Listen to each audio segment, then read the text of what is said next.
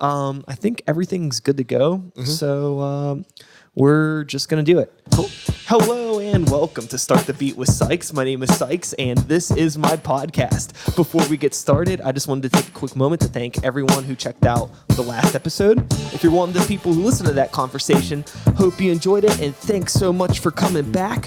But for those of you out there who are new to the show, welcome. Please feel free to make yourselves at home. And as always, there's beer and soda in the fridge. Cheers, my friend. Cheers, buddy. What's going on? How you doing? Life is pretty great right now. Cool, man. I hope it's great for everybody else out there listening. You know, want to thank everybody for being here, taking their time to, hang out with us today on this lovely day, the day of our Lord. I would hope, Jesus and shit. Nick Prezioso in the house. Why, hello. Say hello to the internet. Hello, Internet. Thank you for joining us today. Yeah, we really appreciate it. Before we get into the conversation, I do want to shout out some things. Today is July 3rd. So it is the day before July 4th, which means some of you are probably doing something fun, for your holiday, which is cool. Make some noise for holidays. Make some noise. But for those of you out there that are not doing anything fun, I got something that you could be doing on July 4th. Sykes and the New Violence is playing a house party in the South Side on the 4th of July. I do not have the information right now because it has not been officially announced because we are recording this a little bit early. But by now, the event is online. So just go to the Sykes and the New Violence Instagram or Facebook or whatever, and you'll be able to find the information on that. I mean, I did not have plans before, but I feel like I have plans now. There you go. There you go. That should be pretty fucking tight. July 12th, you can catch Gray Walker at the Smiling Moose. And then July 18th, Sykes and the New Violence is playing another free gig up at Scratch once again in Troy Hill.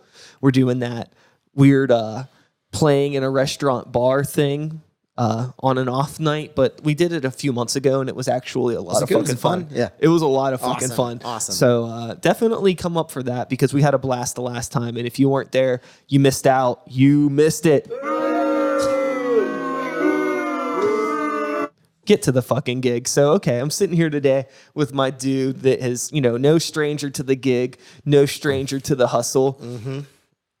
The one, the only Nick Prezioso. We already, he already said hello to the internet and all that. But for those of the people out there that aren't familiar with what a Nick Prezioso is, why don't you let us know? What is it? I am a photographer, videographer, graphic designer, and I do a little music on the side too. Yes. Mm-hmm. I actually met Nick through the music scene. We've known each other for probably going on a decade now, if not longer. Oh, yeah. He's played in some bands that you may be familiar with. Doomsday Initiative. That's one. Loco Phylum. And most recently, you front Arch Rivals. Correct. Which we played with you guys at the Millville Music Fest. Dude, what a dope show that was. It was fucking awesome. I was like just hanging out, having like every band on that bill. It was like such a stacked deck all day. Yeah, I had such a good time. Yeah, no reason to leave. That was a really, really good time. So, this is primarily a music podcast, but music and art. Yeah. But since you do play in a band and you have played in bands, let's talk a little bit just about Arch Rivals and what it's been like now. Because I know, after Doomsday Initiative kind of did its like disbandment, we'll say. Yes. You probably haven't played in a band for, at least half a decade, 5 years, maybe 5-6 years. Yeah. So that's crazy to even say half a decade. Know, right? It makes it sound so much longer. I was like, wait, he's right. once you get to like, our age now, we're both in our like early to mid 30s. Once you get a couple decades in, it's like 5 years. Just feels like a thing. It feels like fucking nothing. And but yeah, so now you're getting back into the scene, which means you got out around 2012, 2013, which is like kind of what I have commonly referred to as the dark ages of the local music scene. You feel it too, because it was just so like. That was a really good time to be in a band and not be in a band anymore. Yeah. Because it was just like everything just sucked. Yeah. It was really weird. But now we're in sort of a renaissance of sorts where there's all this awesome stuff going on, really good people, good venues. I couldn't agree more. Like I'm, this is like my third like major project as I consider it. But it's just like it's such a great time to be in the scene now. Like I have like I have so many more friends now in these projects, and there's so many more bands that I'm like looking forward to seeing. I feel like everybody kind of just like evolved all at once while no one else was looking. It's like Totally. And like, I mean, I've been in it the whole fucking time. And it's really funny because actually I started the podcast in 2014. So like we were roommates. Yes, when we were You roommates. used to podcast from the room or the floor below me. Absolutely. And which is really funny that you're just getting on the show now, right. 200 and whatever episodes later.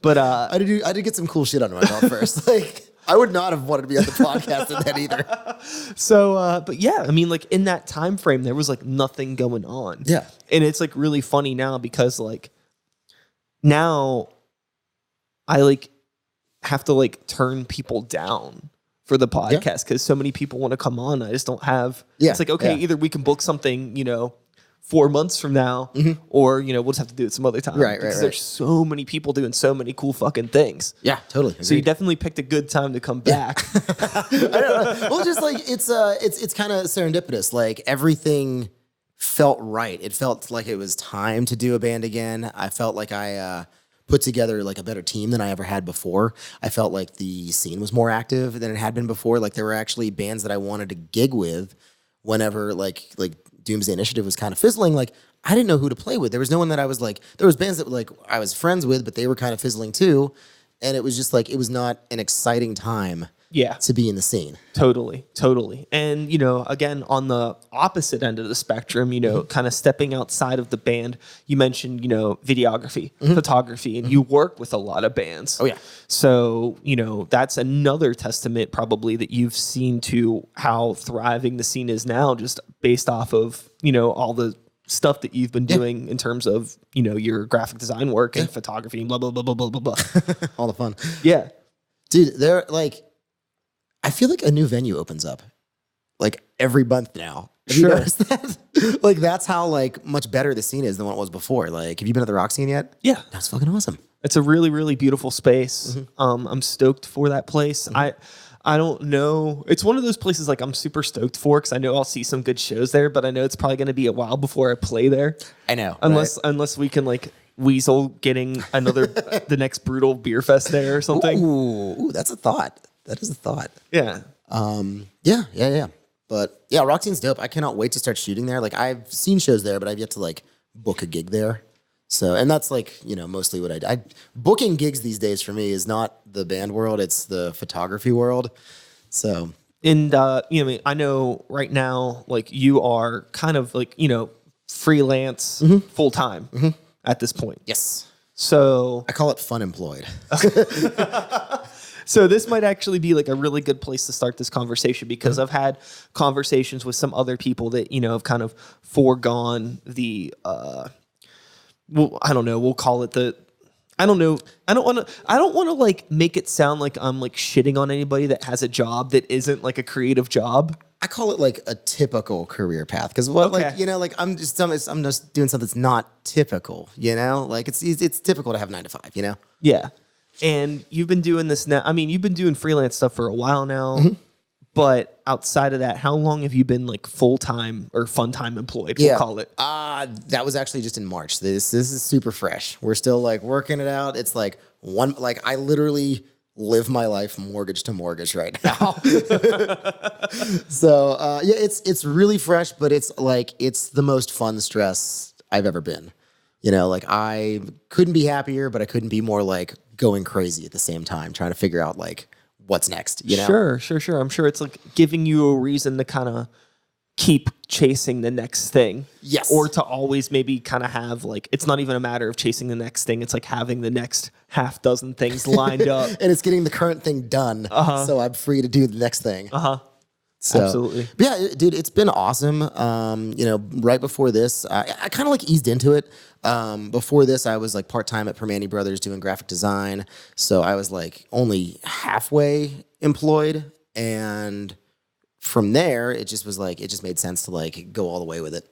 Absolutely. So, I guess for anybody out there in the internet world listening that maybe is like, oh, fuck, like I want to I need to leave my job. I want to pursue art full time. I want to pursue like, whatever it is I'm doing. Those steps, like what were the baby steps that you took to kind of get to the point where you are now? Because it obviously wasn't just like I'm going to go from a full time to a half-time to quit. There had to have been little things. Like, to be truthful, that makes it sound like I had a lot of a plan. I kind of just picked up the things that I was offered.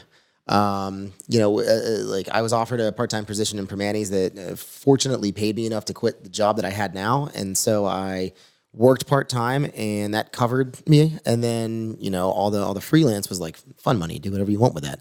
And then after a while, I just really got like, I can't take photos of sandwiches anymore. A couple little blips on the radar happened that like kind of gave me the confidence. I got in touch with some people at Live Nation, which was awesome.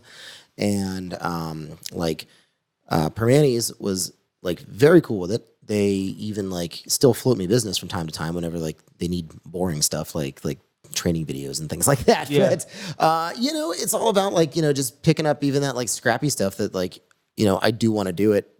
It's not the most exciting thing in the world. I'd rather be shooting Greywalker videos, but it's like it gives me that freedom. And to kind of answer your question, I think like the thing is just like take the leap. Totally.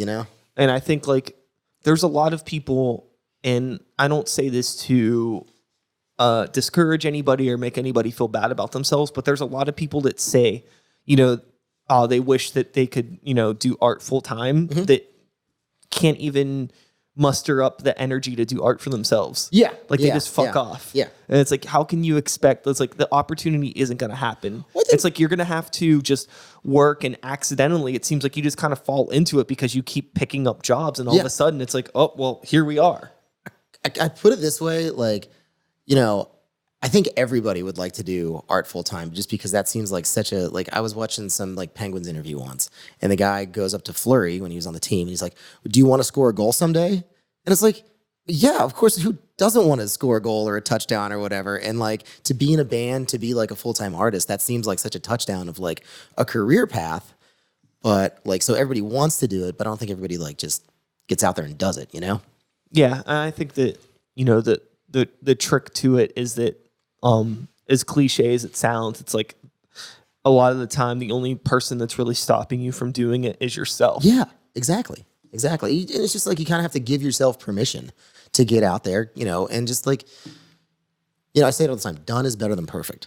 And if done is your number one priority, then I think you already have like a step above, and you should honestly consider like quitting that soul-sucking job, Totally. There was a buddy of mine had posted something on Facebook yesterday, or the day before. The timeline doesn't really matter because we're shooting in the past and people are in the future. But if you're listening to this in like 2050, because it could happen. But he had posted something about how like, how he thinks it's silly that, people kind of get on him and other people for trying to, make money off of like doing podcasts or video game streaming and stuff like that. And it's like, why would you like fetishize this idea of working for somebody else? Like, why wouldn't you champion somebody that's trying to make a living for themselves? Right. Yeah, like I don't know, I saw something the other day, like, why are you supporting Jay-Z when you have 50 friends in bands? Sure. These are people that are out there like hustling, trying to get it. And well, that's an interesting thing, when it comes to music, there's this really interesting discussion and concept that I have in my head, and I've discussed this before, where, when it comes to restaurants, it's like we all kind of collectively know, like, like Red Robin is fine. Yeah. But if we go to like Burgatory, we're probably going to get a better burger. Yeah. Or Olive Garden's fine. Yes. But if we go to like Alla Famiglia, we'll get a better meal. Right. It's like, why don't we have that mindset with like local arts? Totally. No, and to further that, like, there's like something that I say a lot of times, which is like there is some stuff out there that it's like just McDonald's. It's like totally. They're I mean, not to like, I hope this isn't like talking shit or whatever, but like a lot of radio rock, that's just like McDonald's. Oh, totally. Yeah. like why would you like support McDonald's that has enough money and has enough like people buying it. Well, When Burgatory is right down the street and you know Burgatory and Burgatory is your homie.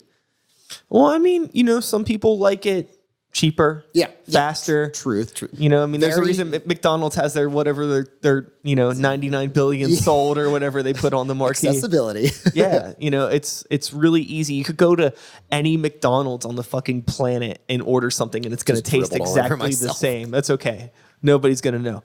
But you can go to any McDonald's anywhere. It's going to taste the same. Yeah. It's consistency to the point of being like inhuman. And some people do like that, and some people like that in their music too, it seems. I'm not gonna lie, I love McDonald's. I don't have a beef with McDonald's. I'll fuck up a McDonald's breakfast if I have to, you know what I mean? Like I don't have any problem with that. But the thing is, like, I don't feel bad about liking McDonald's because I also appreciate going to Burgatory. There's a time and a place for everything. Yes. But for some like there's a time and a place for shitty pop music. Totally. Like if I'm all fucking tore up and I'm at some fucking house party and somebody puts on Miley Cyrus, I'm gonna be like, word, let's do this. Fuck yeah, where's Cash at? Like the last thing I want to hear is like, if I'm all fucked up at a party, the last thing I want to hear is my friend's fucking demo. Like, I don't want to hear it. But if I'm like chilling and I'm working on some stuff, then I want to listen to my friend's shit. I could not agree more.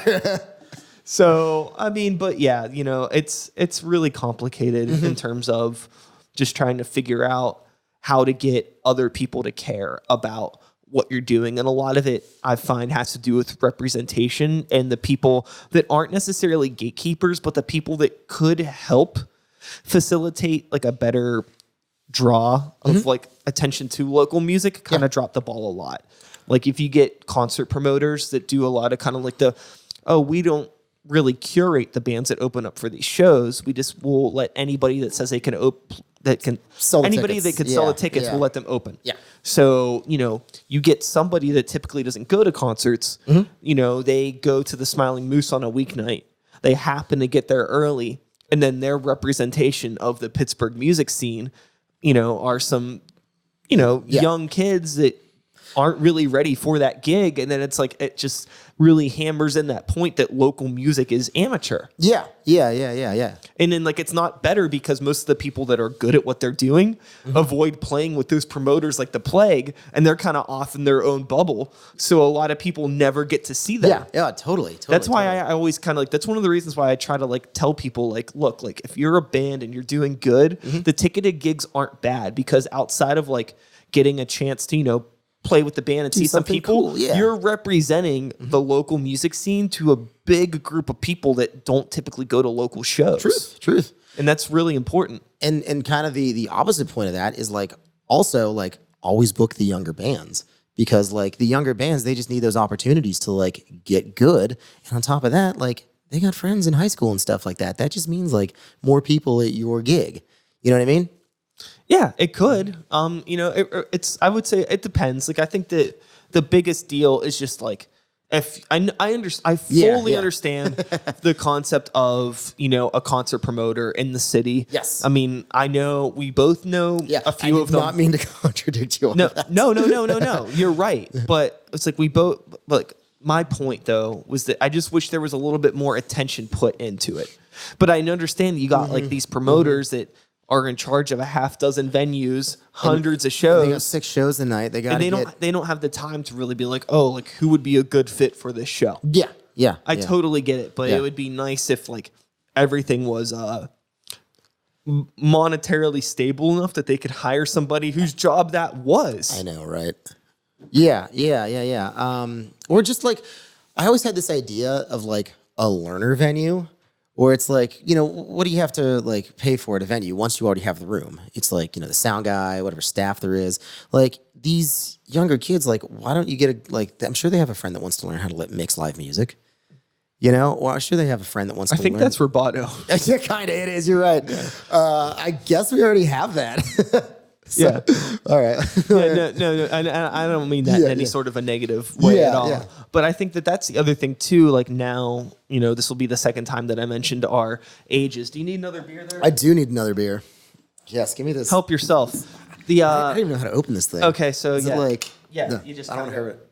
I was on the right path, but And then that comes off, and then you just pour that shit.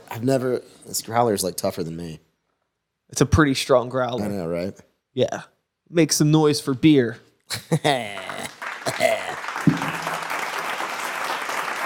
I'm going to top off too. Yeah, just do it funny. But what was I talking about? Oh, rubato. Yeah. I think one of the things mentioning our ages again and just how long we've been doing shit in the music scene, I think sometimes we forget what it's like to be, 19, 20 years old in the scene, and like how important a place like rubato is, because like as much as I really, really like, I'm friends with a lot of the people that run stuff there. I'm friends with a lot of bands that play there. Mm-hmm. But like, I feel like in like the least shitty way possible, like that sort of thing is kind of like in the past for me. Yeah. It's like, it's like, it doesn't really make sense for me and like the projects that I do to play there anymore. I feel you. So like it kind of gets out of your radar and you kind of forget that it's a thing. Yeah. Because it's just like, I don't like, you just forget. And then like, then you remember, you're like, oh yeah, there is still a place for those people to like learn and figure things out. Dude, that's great. I got my cousin. He's 21, 22. Just graduated college. He's in a band called Fortune Teller. Yeah, they're just figuring out all this stuff, and it's just like it keeps me young and excited to like watch them do their thing, because it's like young kids figuring it out, and it's like I just saw photos on Instagram the other day of like this kid's crowd surfing through Abano. And I'm like, hell yeah, that is awesome. Like, I'm like, wait, that happened? Shit, that's awesome. I'm just like stoked for him.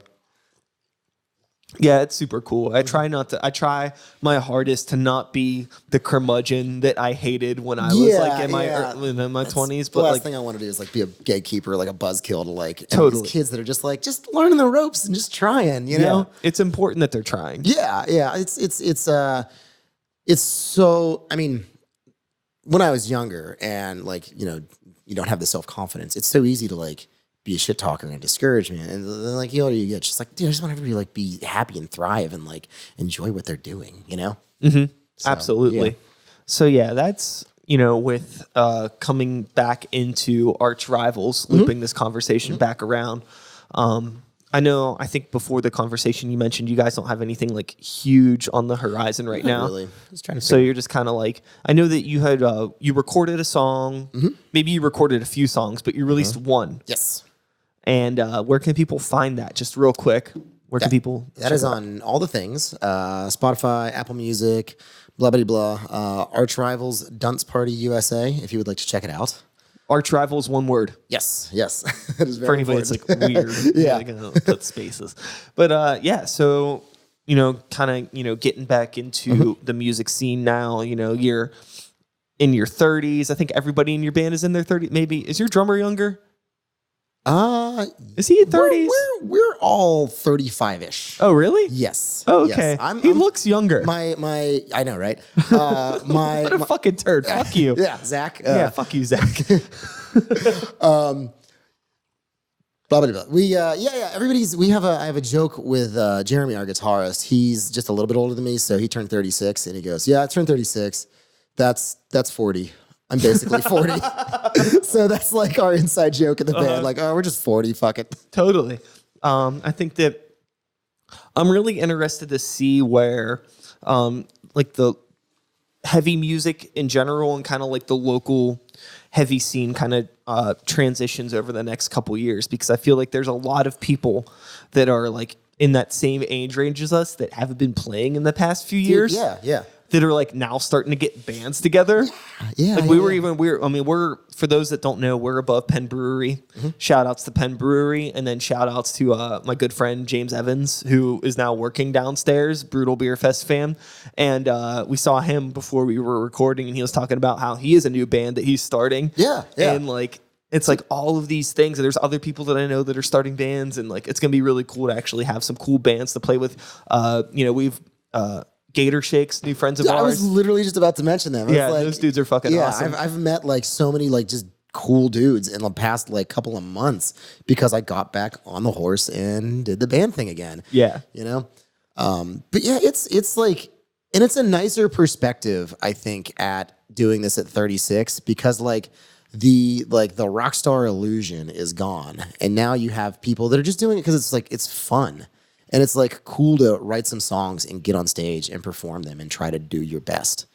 You know? Yeah. So it's like I think everybody's coming at it from like a much more managed, or the expectations are much more managed. So it's like it makes just like for a cooler vibe. Mm-hmm. I agree. That's always been the thing with Great Walker. It's just like, you know, it's like we're all best homies, and it's just an excuse for us to hang out. Yeah. You know, and like really just finding a way to kind of drop the ego. Yeah. And just have some fun, play some music with your friends. You know, if we're taking the time to like, you know, get away from our wives or our fucking children, or whatever, you know, for the night, like load up all this fucking gear with our old shitty backs, and drive across fucking town to play something. It's like we really want it to be worth it. We make sure that like we're playing with people that we like in a place that we like, where we can like, you know, get some drinks that we like, some food. Close to some food, you know, just make a fucking night out of it. On top of that, like, you know, not only are the band members getting older, but the people that come see bands are getting older too. So sometimes, like, you know, maybe somebody has to get a babysitter. So you want them to have like a great night too. You don't want them to like go to some like, you know, shithole. So it's just like, you know, keeping things exciting. Yeah. That's the other thing too that like I've said before about like a big issue with like us and my projects and like somewhere like Roboto that's like for younger people. Yes. It's so hard for me to get a bunch of 30 somethings on a weeknight to go to Roboto to a drive venue. It's just like it's not it's just not in the cards. It sucks. But you know, again, shout outs to everybody there. There's no fucking beef with that. I mean, I saw the best Andrew WK show of my life. Oh yeah. I don't know. I don't know if we were at the same one because there was two of them, but I did go to one of them. I distinctly remember seeing you on stage. So okay, yeah, we were there. It was here's my bullshit from that. It was a pizza party. Yeah. And there was all these pizzas there. And my buddy kept a slice of pizza in the back of his pocket. And at the end of the night, he asked Andrew WK to sign his pizza. And he did. Fuck yes, that is awesome. So I would say, you know, we chatted a little bit about music and all that shit. Let's get into some fucking listener questions. All right. Cool. Let me pull this motherfucking thing. I love the soundboard. Internet, where you at? Yo, all right, let's do a quick refresh. So before we started recording today's episode, like literally right before we started, I put out a Facebook thing asking for listener questions and tagged Mr. Nick Prezioso in this. We got 14 comments on this thing now, so we're not going to answer 14 questions. It ain't going to happen. But homie of the show, fan favorite, good dude all around, John Knoll. I literally see John Knoll at everything I go to these days. We need more people in the scene like John Knoll. He's a fucking dude that supports and he's a blast to hang out with. For real. Yo, your boy John Knoll asks, what was the worst band you've ever seen live, intentionally or unintentionally? This is a hot take, but it was Tool. I'm not much of a Tool fan. Their music does not do much for me. Not for me. But this was at right after I think Lateralis came out, and it was at console before it was console or whatever. But I watched a screensaver for an hour and a half. Like it was so fucking boring. Hey, that's fair enough. You know, I'm like this weird sort of middle of the road Tool fan. Yeah. Where like I don't dislike Tool, but I also don't have this sort of like holier than thou thing when it comes to them. Like, they got some good songs, and like when it hits, you know, I catch a good one every once in a while, but like I don't know. I think the X did it to me, man. Like they just played like what I know the pieces fit. There's two bands that have always blown my mind, and this is actually a really good answer to this question. So, you know, you mentioned Tool, and it's always blown my mind how they were able to become as big as they are with how, like, on paper, like if you were to, you know, you know, like look at their music on like sheet music, it's like so like I would say scientifically unaccessible. Yeah. But like they somehow manage to do it. And another band that's like that, and actually probably my answer to this question would be Radiohead. Okay. So go on. So I saw Radiohead when they came to console. Okay. Like last year. And I know a lot of people were like really loving the show. Didn't that show sell out in like 5 minutes or something like that? I don't know. Yeah, it was ridiculous. Okay, I bought tickets the day, like as soon as they went on sale, because it's like Radiohead's playing 10 minutes away from my front door. I'm going to go see them.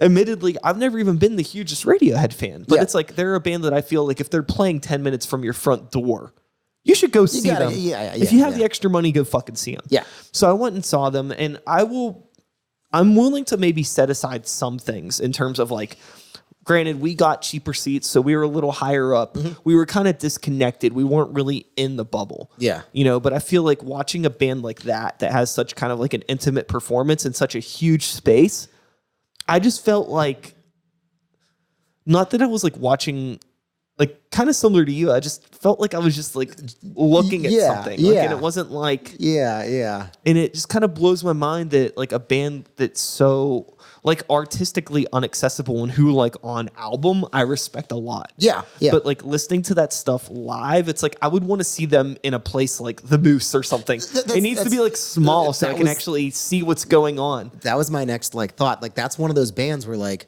you know, I understand that their music is that popular, but like I don't want to hear the guitar through a PA system. I want to hear what that amp sounds like. Absolutely. You know, and it's like I wish that my Tool experience was like that.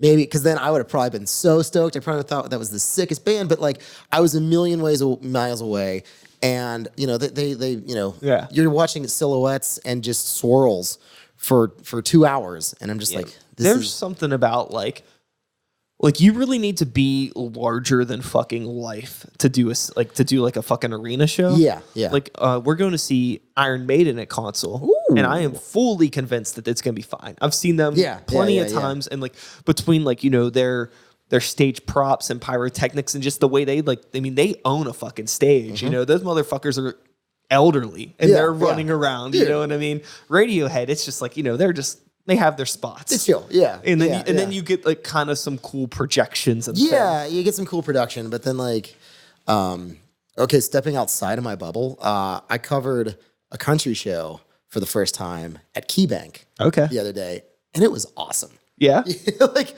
just like a good show. It's just great show. I saw the most country thing I ever seen. It was Luke. Is it Brian or Bryant? Luke Bryant, I believe. Yeah. Okay. He just like floors an ATV like right down the middle of the stage, like it's like coming at the country, and then he breaks. But there's this like super tall mic stand, and there's a stage built onto the ATV, and he does the first song from on top of the ATV. Fuck yeah! It was like, this is the most country thing I've ever seen. That's like fucking awesome. Like Rob Halford, Judas Priest with the motorcycle, but just country. Yeah, I know, right? I was like, this is like, I've never had this flavor, and you know, not much of a, like, I don't really know anything about country what it is, but like, this is a dope show. A good show's a good fucking show. Hell yeah, it was dude. like he hit every note. You know, it was just a good time. Oh, that's fucking awesome, dude. Hell yeah. So that's our answer for you, Mr. John Knoll. Hell yeah. Let's scroll it down. We got Josh from Spare Change. You know what, Josh? I'll get to your question some other time because we're having a little bit of a lighthearted conversation, and that one's a little bit more. That's a little bit more thoughtful and deep. But I will get to that for you. But hey, you know, this is the stuff that matters. Julia Mulligan asks, best tacos in the city besides Mad Mex. Julia knows that I'm a huge fan of Mad Mex. There's a lot to be a fan of at Mad Mex. But I will tell you this, I never get tacos at Mad Mex. Ooh, burrito.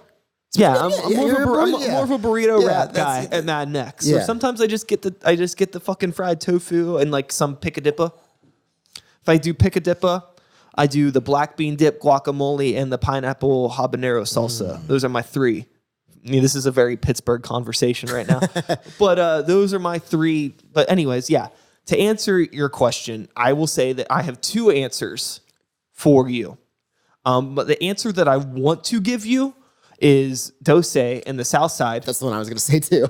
But I will go on record and say that as a vegetarian, Dose, Okay. Okay. I haven't been there in a while, so I don't know if they've added any different options. I do not believe that they have. Everything that I've eaten there has been good. I'm sure that their meats are probably fucking awesome, and it probably helps the tacos out a lot. But as a vegetarian, kind of, it just doesn't do it for me. So my answer for you regarding best tacos in the city, regrettably, is going to be the Taco Bell in Waterworks Mall.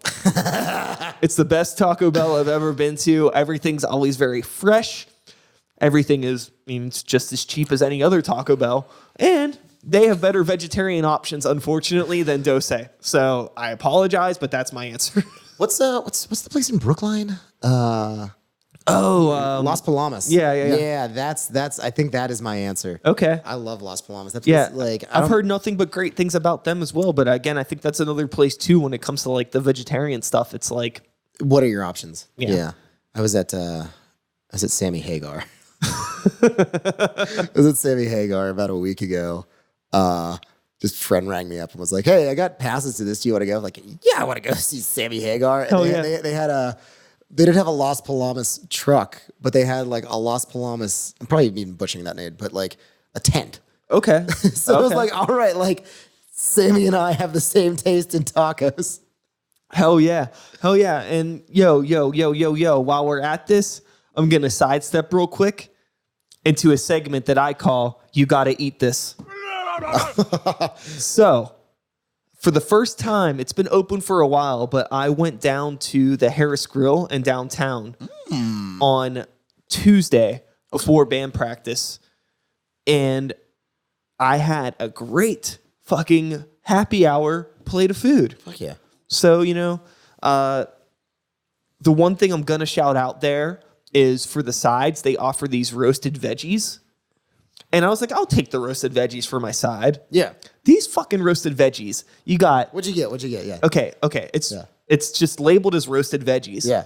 But it is it's carrots, Brussels sprouts, broccoli, cauliflower, potatoes, red onion, red pepper, green pepper. Like Mushrooms? It was like...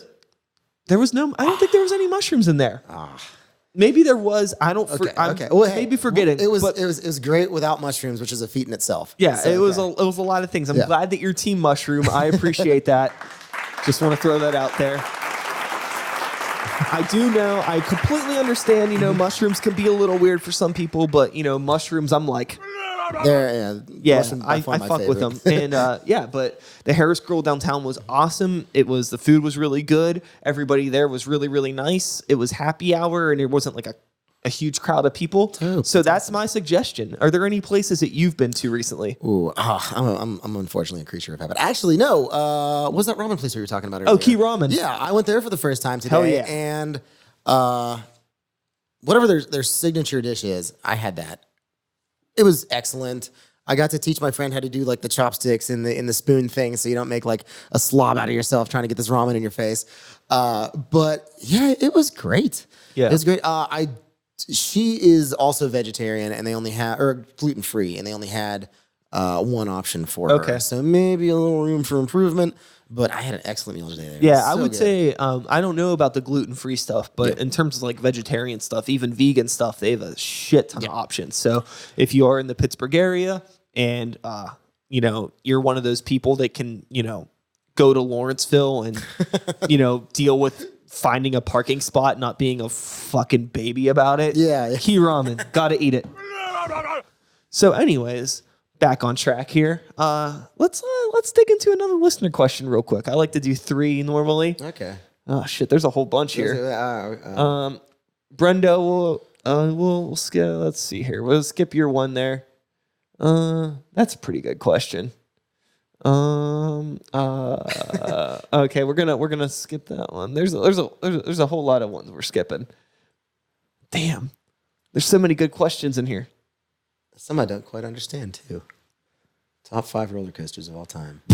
Who is the best girl? Wait. I really appreciate Jonathan Killback's nerdy-ass Neon Genesis Evangelion question. Oh, my gosh. I was going to guess it was K-pop. Yeah. I didn't know what that was. Oh, yeah. Oh, dude, that's fucking killer. All right, you know what? We're gonna go with fucking D, Bruiser Beat, homie. This might take me a minute. D asked a really good question, so we're going to clap for that real quick. D asks, you're starting a 4-piece band with famous cereal mascots. What mascots and what do you sound like? Ooh. All right, so I have had literally zero time to even think about this. This is all off the cuff, yeah. All right, but I could tell you right now, your boy, the frog from the Sugar Smacks box, is my front man. Okay. 100%. All right. And then I want one of those little Cinnamon Toast Crunch guys. Okay. On synthesizer. Gotcha. All right. And then I'm going to go with Captain Crunch. Also on synthesizer. Okay. I was going to say drums, but. No, also on synthesizer. Okay. And then drummer, Tony the Tiger.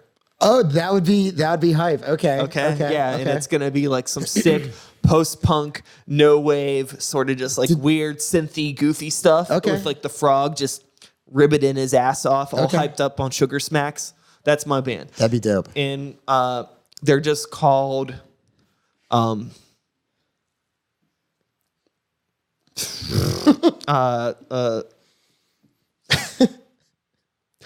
name of the band is Dairy Free. Ooh. Okay. Also equally off the cuff. I got Booberry on bass. Oh God, you nailed some good ones. I also want Tony the Tiger on drums. Tony, that's fine. I think Tony if we've learned anything about Pittsburgh music, it's that people can definitely be in more than one band. Yeah. Oh, totally. Okay, so we got Tony the Tiger, but I see him as more as a guitarist. So Tony the Tiger plays guitar in my band. Like, okay, I can see him with just power moves the whole time. Sure. On drums, who would I put? Drums would be Toucan Sam. Can you see Toucan Sam as the drummer? Totally. Okay. Yeah, sure. Why not? Maybe he's more of a keyboard guy. I could definitely see Toucan Sam fucking up the keyboard. I think, Toucan Sam on keys, and then those like 3 little nephews that he has or whatever, backup singers. Okay. Yeah, all right. we're going big. You're going big. You got like a whole like Fits in the Tantrums thing going on. What kind of band are you gonna be? Ooh, so what do I have left? Who's my vocalist? Man, I don't know. There's got to be a good one. I'm already at a handicap because I don't eat a lot of cereal. Can my vocalist be General Mills? Yeah. All right, cool. Okay. Hell yeah. Okay. What am I missing? Bass, drums. We switched.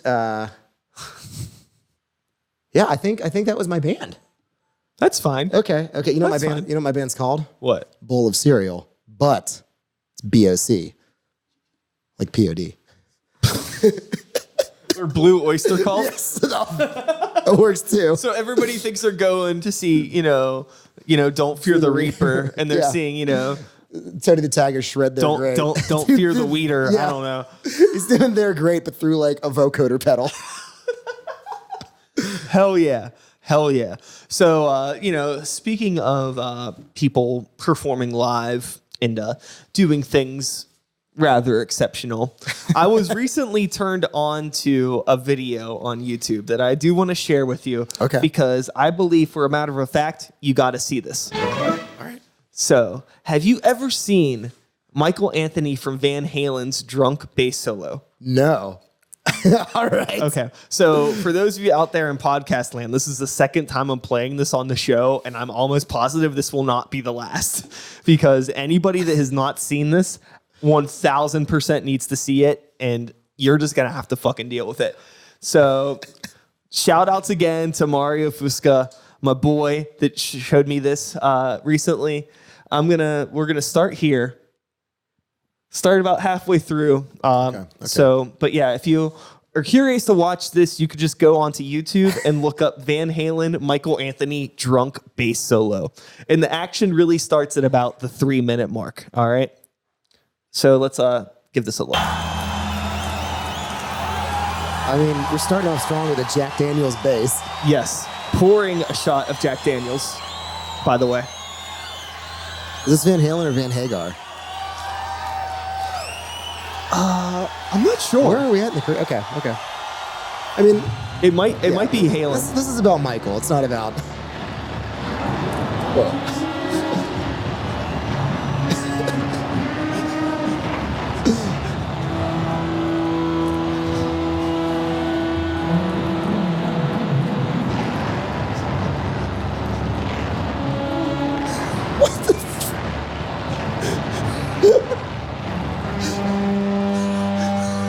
Oh, so he's pointing now. Okay. What the fuck?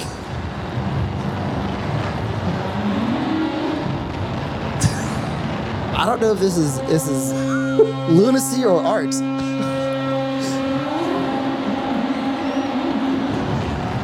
he have a wah on his a whammy bar on his bass?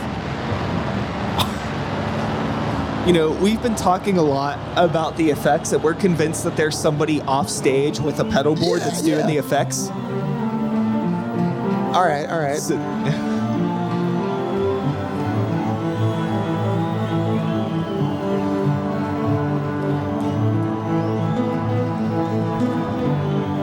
that bass is really something to behold. I know, right? Where can I get one of those?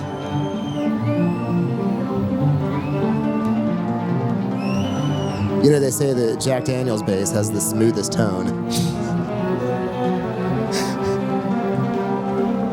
For anyone out there that is not watching the podcast, you're listening to the audio only. This is only why you should be watching as well, just so you know.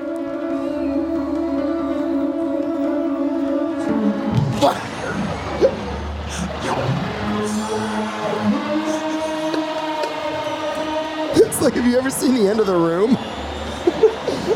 Yeah! Yes! Backward somersault! Where is he going? Where is he going?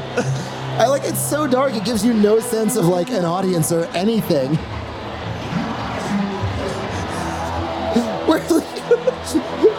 He's just running around an infinite black room, and we're led to believe that there's an audience here.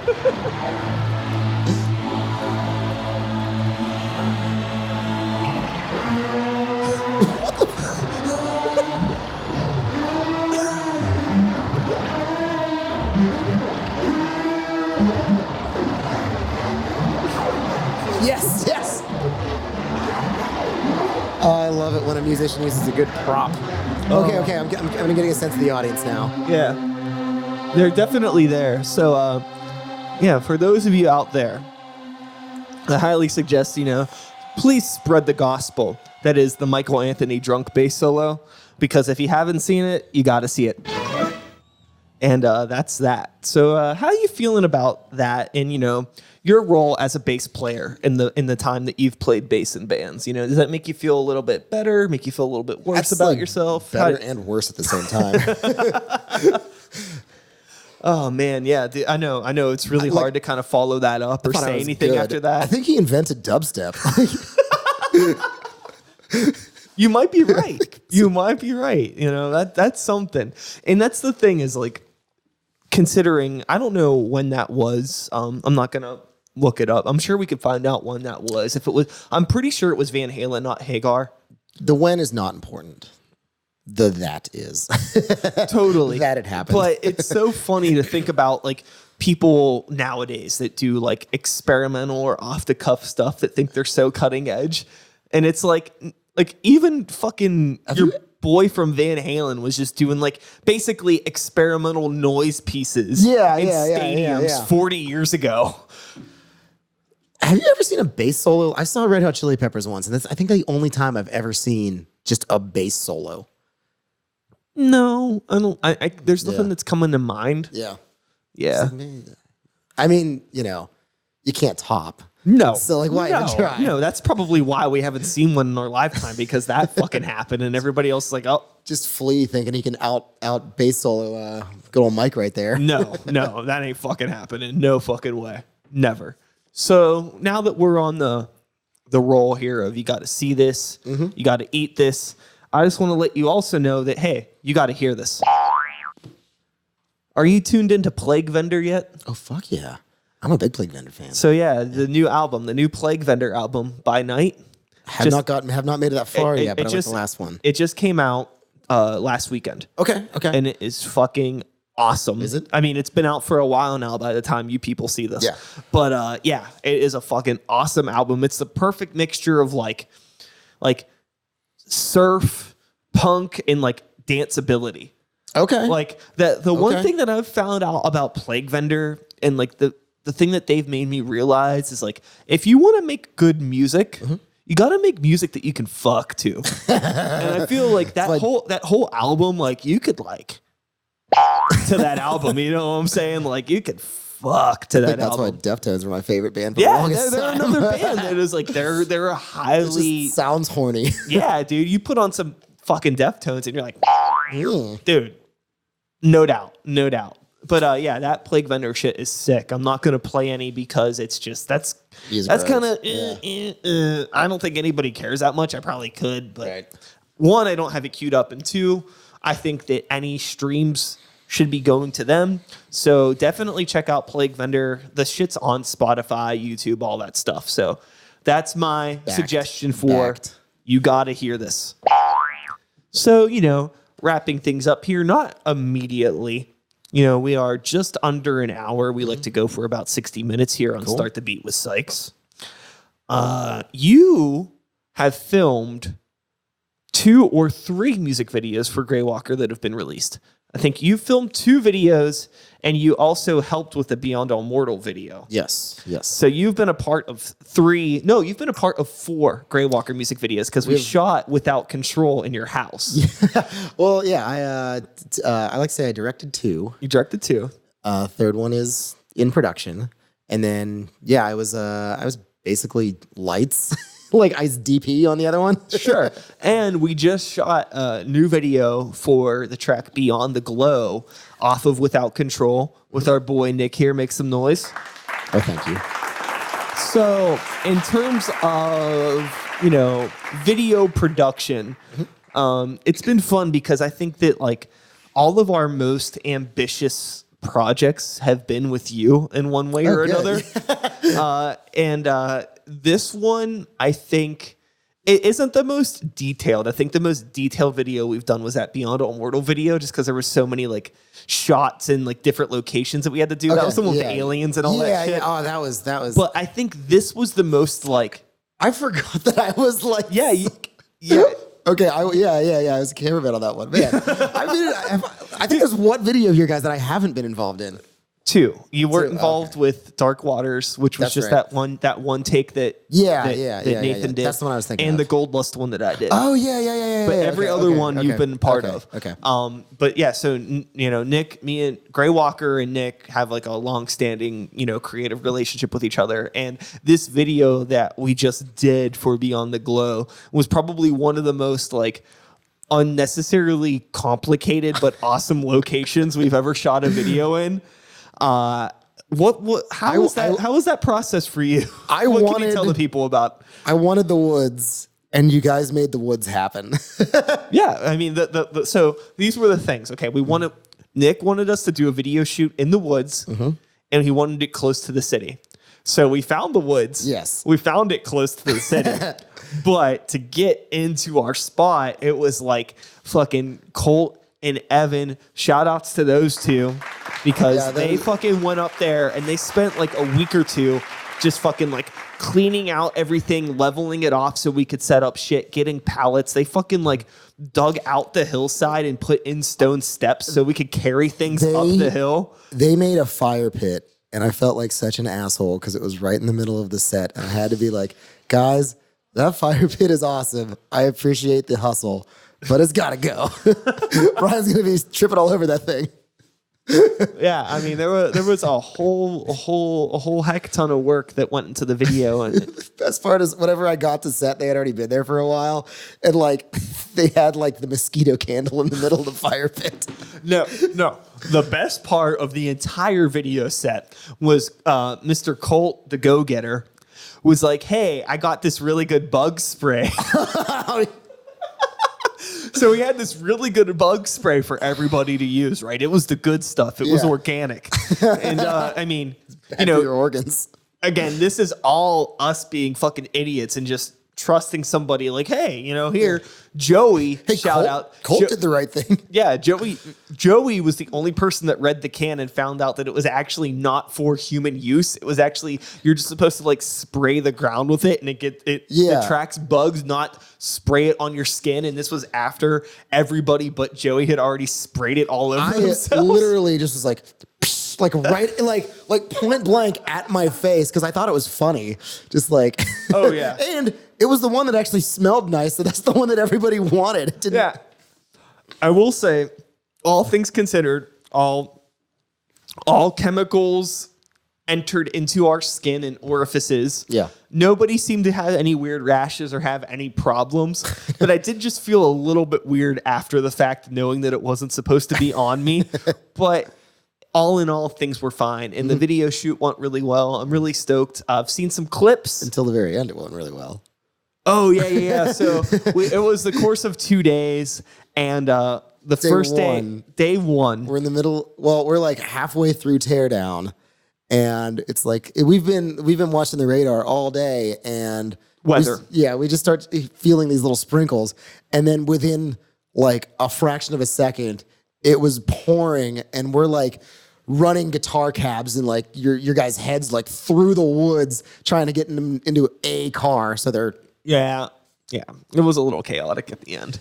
But we did it. Everything worked out. It was really cool. I'm stoked for the video. I think it's a cool concept. I think it's like, that right balance of like fun, campy, and just, good headbang and fun that you come to expect from your boys in Grey Walker. And it's been really cool, like watching you just develop as like, a videographer. Thank you. Just through the course of like us working with you. Yeah. Because I think whenever you shot Nuclear Drone for us, that was like your first band music video. Yeah, that was the first time anybody asked me to like do the whole thing myself. And I was like, I don't know if I can, but yes. Like, we're doing it. It's been really cool getting to work with Nick. And like I said, I've known Nick now for almost a decade. Yeah, and like likewise, it's like, through so many things that you have going on, like I've gotten my first opportunity through just like a lot of the little things that you do. Like it's like dope to shoot MySpace night. That's like one of my favorite things that I look forward to every month. Like it's awesome to shoot these videos every once in a while, So just like, you always need that like one person to like, give you a shot. And for me, you have been a lot of those shots. So like, thank you, Brian. No, dude, thank you. It's been cool just like knowing somebody for as long as, we've known each other and we're still doing stuff. And like, I think like both of us are just getting like better at I feel it. like it's like we're like figuring it out. We're starting to thrive. Yeah. Like, it's starting to like, it's been cool. And, it's been, nice now to finally, for us to like sit down and chat. And I mean, granted, all we did was just, talk about Blueberry, talk about our music and bands and watch Michael Anthony, but I'm glad that we're at this point. It's fucking awesome. Is it Michael Anthony or is it Anthony Michael that was in Weird Science? Am I thinking of the wrong? Probably Anthony Michael or something like that. Definitely not Michael Anthony. Yeah. I don't think the bass player from Van Halen was in Weird Science. Same name. Yeah. So, you've mentioned already that, there isn't really too much that you can promote event-wise, but, Arch Rivals, you can listen to them on Spotify. And all the other music services. We're putting together some new tracks right now, so look forward to that. Look forward to the releasing that. We're trying to get some little mixes happening. And if you're curious, if you're a local band and you're looking to get a video, somebody to shoot some photos at a show, or graphic design work, T-shirts, other merch, things like that. There's a lot under my umbrella. Nick does a lot of that shit, and like I said, he's full-time freelancer, fun-time employee. He could use your fucking work. So I'm always fucking forwarding people to you for like music videos and stuff like that. I don't know how many of them have like reached out. I'm pretty sure I'm playing and shooting a show in a couple of weeks because of you guys. Cool. So where can people find Nick the artist, Nick the creator? Most active on the gram, Nick Prezioso, Prezioso. I'm under just my name on everything. So if you at Nick Prezioso on Twitter, That's me on Facebook, Nick Prezioso. The advantage of a unique name. Yes. I share a name with the front man of Bad Company. Did you know this? I think I knew that forever ago and forgot. Yeah. So I will never be able to be Googleable as Brian Howe musician because it's always going to be the lead singer of Bad Company, and that's fine. I get it. It's just, but I'm not like comfortable with like going under like having like granted I have Sykes, which is like a moniker of sorts, but I know various people. You're I can think of 3 people right now that have been on the podcast whose names, not stage names, they're just names, are actually stage names. They're not their real names. Okay. Like they have like, it's like, what? Like, that's not your name. That's not something weird like fucking Sykes. You know what I mean? It's oh, your name isn't John.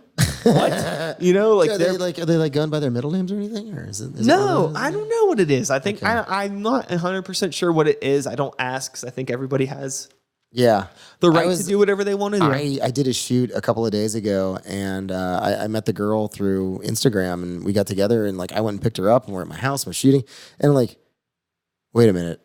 I only know you by your Instagram handle. I don't think, because mine is just my name. So like everybody knows who I am instantly. But like, I was like, what is your real name? Like, I don't want to call you by your Instagram handle. Yeah, that's such a funny thing with the time that we're living in now. It's so common. Yeah. It's not an uncommon for that to happen, which is really, really fucking funny. But yeah, with all that being said, I think we are going to wrap this shit up. And that is all, folks. Thanks so much for listening. I hope you enjoyed the conversation. Prez, cheers. You got another empty cup there? I do. I'm drinking. Shit. Well, I hope you all enjoyed the conversation.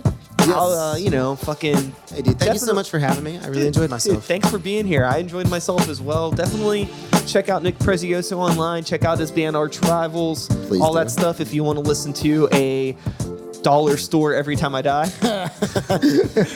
we're every time I die in the bargain. It's fine. Grey Walker's dollar store darkest hour. It's all good. But yeah, I'll be back again next time. Same place, same channel. You know the drill. My name is Sykes. Start the beat 2019. Woo, woo. My ninjas.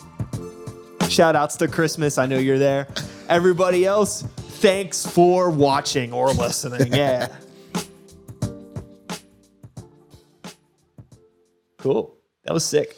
Good. That was fucking awesome, man.